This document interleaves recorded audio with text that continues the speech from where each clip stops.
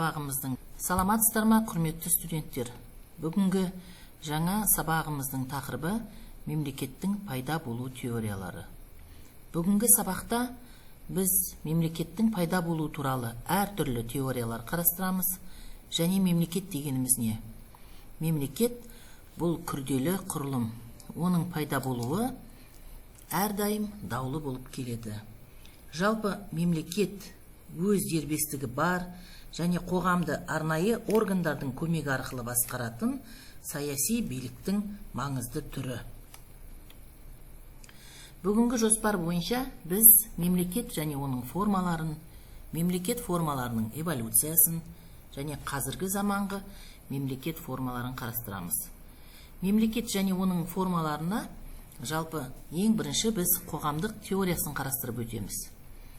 Қоғамдық келісім теориясы бұл адамдар еркіндігі мен қауіпсіздігін қамтамасыз ету үшін өздерінің белгілі бір құқықтарынан бас тартып мемлекетті құруға келісім берген. Бұл жерде мемлекеттің міндеті адамдардың құқығын қорғау, олардың қауіпсіздігін қамтамасыз ету, әділеттілік пен тәртіпті қалыптастыру. Және бұл теорияны қалыптастырған Томас Гоббс пен Джон Лок және Жан-Жак Руссо сияқты әйгілі философтар. Келесі теория зорлық-зомбылық теориясы. Бұл жерде күшті топтар әлсіз топтарды бағындырып, өз билігін орнатқан. Бұл теория тарихи тәжірибеге негізделген. Және бұл жерде мемлекет бұл күшті топтардың өз мүдделерін қорғау үшін құрған құрал. Зорлық-зомбылықпен басып алу мемлекеттің пайда болуына әкеп соқты. Мақсат халықты мемлекетке бағындыру. Үшінші теория бұл діни теория, яғни теологиялық теория. Құдайдың еркі. Мемлекет бұл Құдайдың еркімен құрылған деп есептелген, және билеушілер Құдайдың өкілдері болып саналады. Діни нормаларға келетін болсақ, мемлекеттің заңдары мен ережелері діни нормаларға негізделген. Діни сенімдер мемлекеттің пайда болуына әсер еткен. Және діни теорияның негізін қалаушы Фома Аквинский. Келесі жоспар бойынша біздер мемлекет формаларының эволюциясы. Яғни мемлекет басқару формаларының үш теориясы түрі бар. Бұл монархия, республика және теократия. Монархия дегеніміз не? Монархия бұл атадан балаға мұра болып қалатын билік түрі. Монархия жалпы екіге бөлінеді: абсолюттік монархия және конституциялық деп.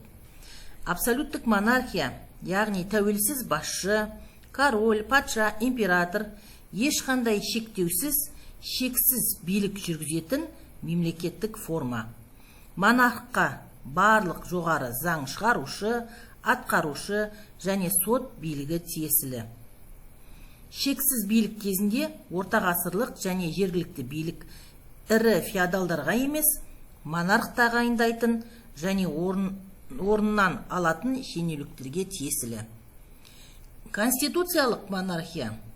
Бұл жерде монархтың билігі конституциямен шектеледі.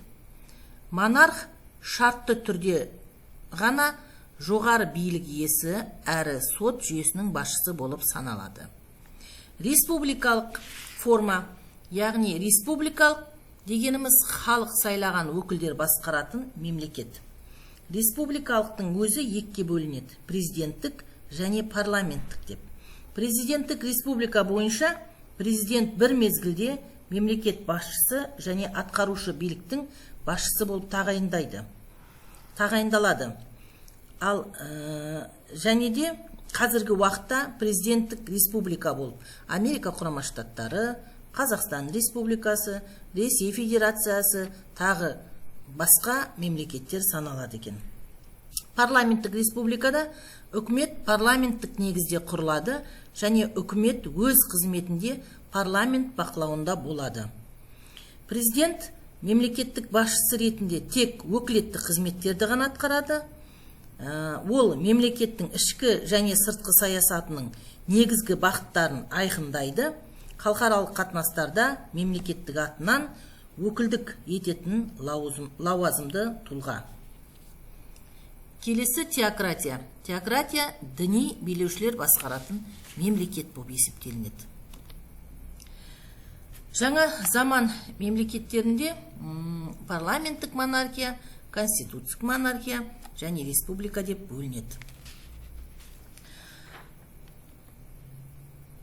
Қазіргі заманғы мемлекет формаларында біз демократия, авторитаризм және тоталитаризм формаларын, саяси режимдерін білеміз. Соның ішінде ең бірінші бұл тоталитаризм бағыты. Жалпы тоталитарлық жүйе дегеніміз не? Тоталитаризм биліктің сенің тұрмысыңа түгел араласуы. Яғни тоталитаризмнің екі түрі бар: фашизм және коммунизм. Бұл жерде диктатор мемлекетті басқарады, және де мемлекетті абсолютті билікпен басқаратын тиран болып есептелінеді екен. Тоталитарлық жүйеде мемлекет шексіз билікке, шексіз құзыреттілікке ие. Және бұл жерде бір тұтас орталықтандырылған мемлекеттік басқару болады. Ешқандай бірде-бір пікір қабылданбайды, тек қана қудаланып отырады екен. Келесі саяси жүйе бұл авторитарлы режим. Бұл жерде жеке бір партия ылғи билікті уысында ұстап отырады. Басқа партиялар бар, бірақ олар қуыршақ партиялар ретінде қалыптасады. Аса орталықтандырған, шоғырланған билік болады. Саяси белсенділерді қақпайлап өлтіріп отырады. Халық тұрмысына тым аз мән беріп отырады екен. Келесі демократия. Демократия дегеніміз бұл грек сөзінен аударғанда демо, халық, кратос, билік деген мағынаны білдіреді. Демократияның шарттары ең бірінші білім шарты. Яғни сауатты жоғары оқыған адамдар болу керек. Экономикалық шарты дәулетті қоғам және теңдік. Әлеуметтік шарты бір топтың бәрінен асып кетпеуі. Идеологиялық шарты демократия құндылығымен құрмет ету. Қорытындылай келе, біз мемлекет формалары уақыт өткен сайын эволюцияланып, әлемдегі әртүрлі тарихи және әлеуметтік жағдайларға бейімделді. Бүгінгі күні біз дүние жүзінде әртүрлі мемлекет формаларының бар екенін байқаймыз. Олардың әрқайсысы өзіндік ерекшеліктерге ие екенін білеміз. Бүгінгі сабағымыз осымен аяқталды. Назар салып тыңдағандарыңызға рахмет.